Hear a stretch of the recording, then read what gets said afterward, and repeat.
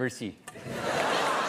اهلا بكم في البرنامج. انا قبل ما ابتدي النهارده انا عايز ارحب بضيف وصديق، مش صديق يعني هعرفه التليفون، زميل في القناه، استاذ شريف عامر.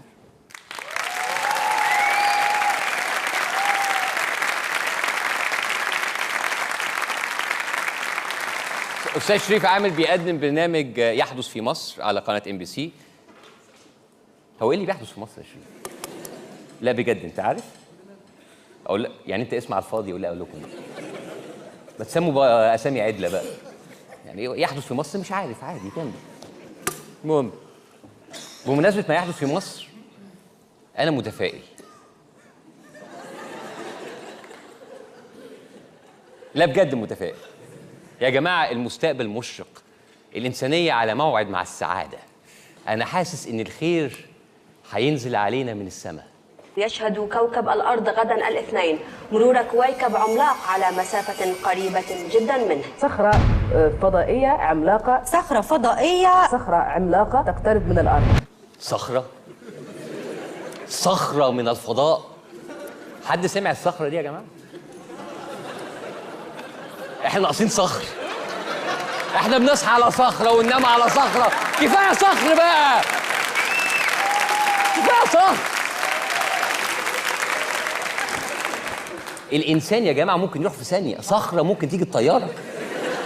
عشان كده لازم الواحد يعمل لآخرته. احنا قررنا يا جماعة إن احنا نغير في البرنامج النهارده برنامج إنساني. النهارده هنتكلم عن طموح الشباب. دلوقتي الشباب كله بيهج ويسيب البلد، عارفين ليه؟ عشان كان نفسه في شغلانة يشتغلها. الشغلانة اشتغلته. كان عايز يركب مواصلة، المواصلة ركبته. كان عايز يدخل دنيا هيل. حد يا جماعه جرب يقعد مع الشباب ده ويسمع منه يشوف نفسه في ايه؟ احنا النهارده هنسمع لواحد من الشباب دول ونحاول نساعده. هو عايز ايه؟ عايز مثلا اروح فيينا احضر اوبرا، عايز اروح ايطاليا احضر مزيكا، في نيوزيلندا احلى لحمه في الدنيا بيعملوها على الطوب والحصى، واحد يروح ياكل اللحمه ديت. بياكل لحم من على الطوب والحصى. شفتوا لما ما وفرناش للشباب ده اساسيات الحياه هنا، اضطر يطلع بقى ياكل لحمه من على الارض. لا اله الا الله، لا اله الا الله. انطلاقا يا جماعه من رساله البرنامج الانسانيه ديت، احنا مش هنسيبك، احنا هنساعدك. قول لنا ايه اللي منعك انك تحقق كل احلامك ديت؟ يعني حاجات كتير كده ممكن الواحد يعملها بعد بس ما البلد دي تقف على رجليها، وان شاء الله نجيب رئيس. بس كده؟ انت عايز هو ده اللي موقفك؟ من العين دي قبل العين دي، هي خلاص هانت يعني، كلها شهر شهرين، انتخابات في 6 ولا 3 باين في اكتوبر اللي جاي ما تعرفش يعني، وهننتخب وهيبقى عندنا رئيس وهتسافر وهتاكل لحمه. صبر نفسك الشهرين دول، كل في طبق ولا فويل ولا حاجه ان شاء الله. ان شاء الله يعني لغايه لما الرئيس ده يجي. هقول لكم جمله صعبه بس انا عارف ان حضراتكم تقدروا تستوعبوا الجمله دي. النهارده عبد الفتاح السيسي بقى رئيس مصر. ايه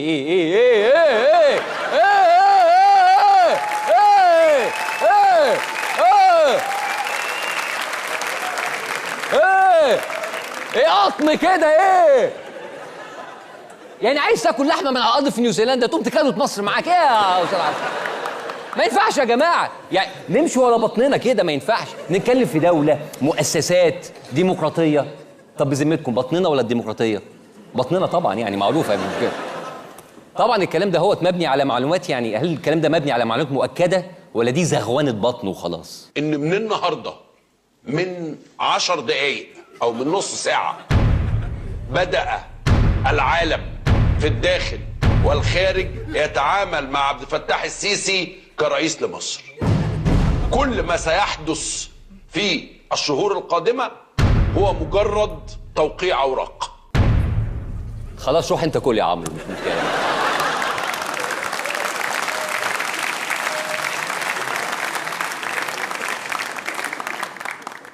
هو خلاص بقى رئيس. الشكليات بقى بتاعت الانتخابات والصناديق وفرز الاصوات دي كلام، كلها كلام فارغ، مظاهر. هي المظاهر دي هي اللي مودينا في داهيه والله.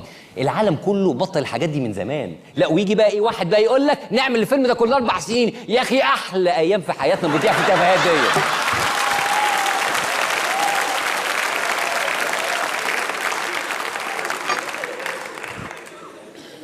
هيترشح وهيبقى رئيس، ما تقلقش هيترشح. بس هو بس قبل ما يترشح هو كان بس عايز يبقى يروح في هو ليه ما ترشحش لغايه دلوقتي صحيح؟ زيارة المشير عبد الفتاح السيسي إلى موسكو من أسباب تأخر المشير عبد الفتاح السيسي في إعلان ترشحه لانتخابات الرئاسة وخلعه الزي العسكري هو هذه الرحلة. احنا سمعنا عن صفقات خاصة صواريخ هجومية ودفاعية في صفقة تسليح مصر. صواريخ وروسي؟ لا إذا كان كده نستنى طز في اللحمة النيوزيلندي بقى خلاص. خلينا في الصواريخ اللي من طب هل في معلومات أكتر عن الصواريخ ديت؟ سمعنا عن صفقات خاصة بصواريخ اس أو قواعد صواريخ اس 300 واسكندر اللي هو أقوى أنظمة الدفاع الجوي وصياد الليل. أيوة بقى. إيش صواريخ اس واس 300 أسلحة تقيلة كده. وإيش صياد ليل؟ صياد ليل دول شكلهم إيه دول؟ دي أسلحة فتش دي ولا إيه؟ يعني مفيش حاجة خدناها من الزيارة ديت غير الصواريخ؟ مفيش حاجة تانية استفدنا بيها؟ يعني معلومة طلعنا بيها؟ بوتين الرئيس الروسي أعلن دعمه أو ترحيبه بترشح المشير السيسي لرئاسة الجمهورية. قالوا احنا بنتمنى لك التوفيق. ليس دعما مباشرا، يعني هو تمنيات بالتوفيق إذا رشح. لا نتمنى له التوفيق طبعا كلنا، يعني ده طبعا بوتين نتمنى له التوفيق. انتوا عارفين الانتخابات اللي جايه هتبقى صعبة، معركة شرسة يعني، ومين عارف يمكن المشير السيسي يفاجئنا كلنا ويكسب يعني.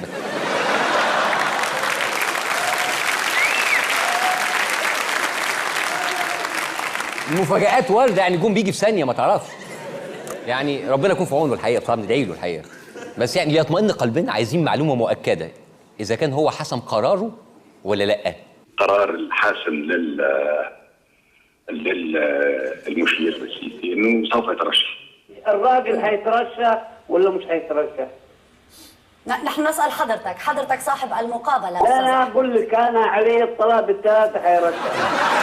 هو الراجل قال لك رشحته كنفسي على الصداقة المسمى بينهم.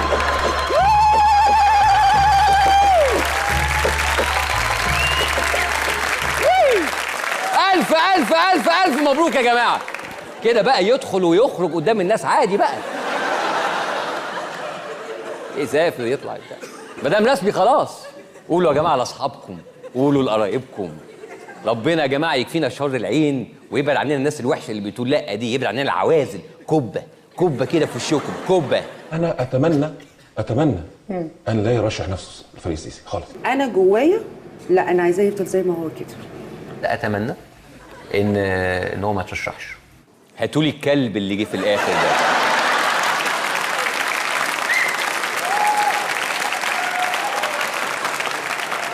قال ما ترشحش، قال اتمنى ان هو ما يترشحش. يا عميل عارفين الارجوز ده بيقبض كام في الشهر؟ عارفين؟ انا عارف. بس بصراحه يا جماعه انا عايز اراجع نفسي. انا لما شفت الفيديو ده ادركت غلطتي ولازم اعتذر. ما يصحش ابدا، يعني ابدا ان انا اطلع مع يوسف فوده ومش لابس كرافته. ما يصحش خالص، ما يصحش خالص.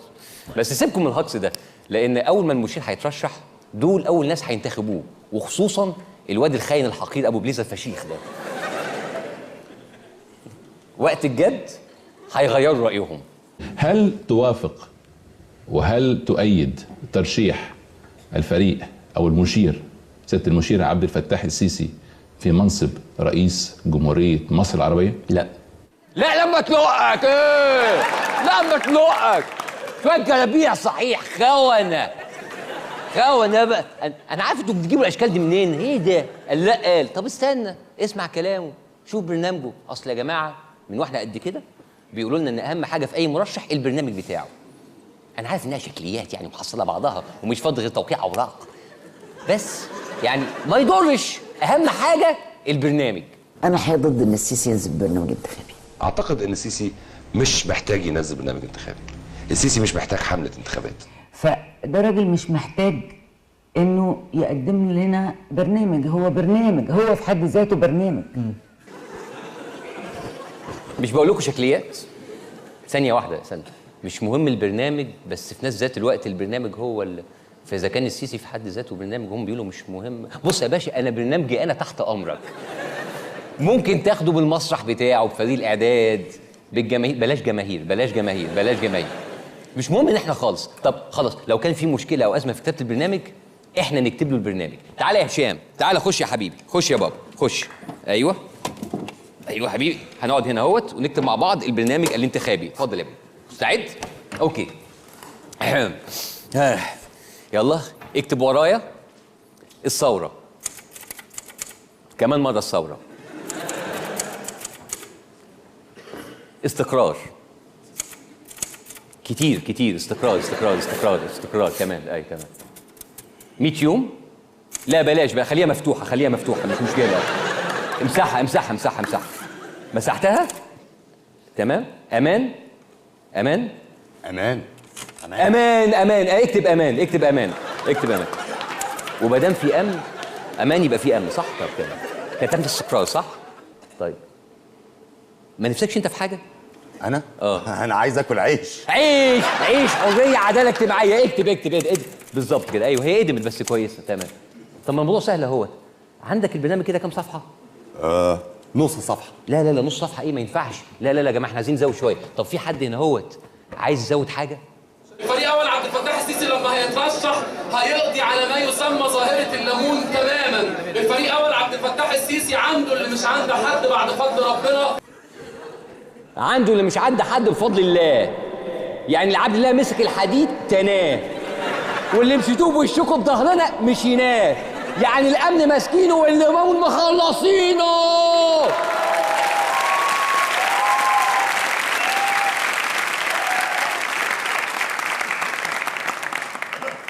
كتبت. استنى ليمون ايه؟ ليمون ايه يا جدعان؟ احنا عايزين مطالب محدده. انا عايز واحد يطلع يقول لي انا هنتخبه عشان 1 2 3. احنا هدفنا ان السيسي يبقى رئيس مصر مش علشان الاستاذ مصطفى بكري، ولا علشان الاستاذ محمد ابو حامد، ولا علشان المستشار رفاعي نصر الله. مين رفاعي نصر الله؟ بتكتب ايه يا ابني؟ احنا بنكتب برنامج مش بناخد الغياب. استنى ايه؟ استنى يا جدعان، البرنامج ده بيحدد مصير الامه. لازم يبقى فيها وعود عملاقه، كلمات رنانه تشخلل كده في الودن. يا مصطفى بيه، السيسي رئيس لمصر علشان ما يطلعش حد بكره الصبح يكفر امي وامك علشان بتغني وبتسمع تسلم الايادي. وعايز ترشح الراجل ويقلع البدله ويلبس البدله وتفويض وانتخابات عشان تسلم الايادي؟ اكتب يا ابني: تسلم الايادي.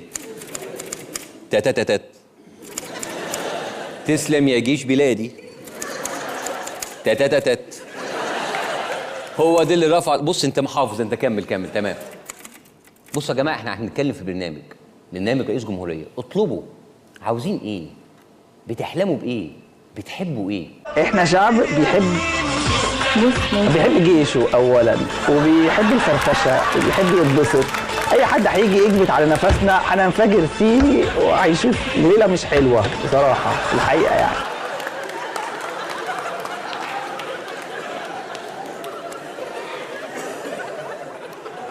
اكتب عايزين نفرفش وننبسط. اكتب. تعالى يا شريف. بص يا شريف، انا ما عنديش اي شك انك بتحب تفرفش وتنبسط، بس لو فعلا بتحب الجيش وبتحب مصر وبتحبنا بلاش تلبس التيشيرت ده تاني يا شريف.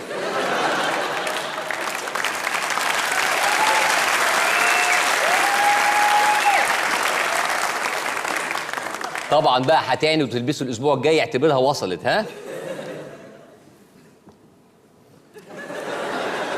واحنا كمان يا جماعه لازم نوصل رسالتنا للرئيس في البرنامج ده. هو عايزينه يطلع يقول لنا هيعمل لنا ايه في الامن، عايزينه يطلع يقول لنا هيعمل ايه في البطاله، عايزينه يطلع يقول لنا هيعمل ايه في الاقتصاد. انا بطالب الفريق عبد الفتاح السيسي بس يطلع يسلم على الناس، يقول لهم ازيكم بس. لا انت كده بتعجزه بقى. ازيكم يعني طمعنا في الراجل احنا. والله. وكمان هو لو عرف ازينا مش هيترشح اساسا. والله. شويه دهاء يعني. هاتوا رجل الراجل، بقالنا سنه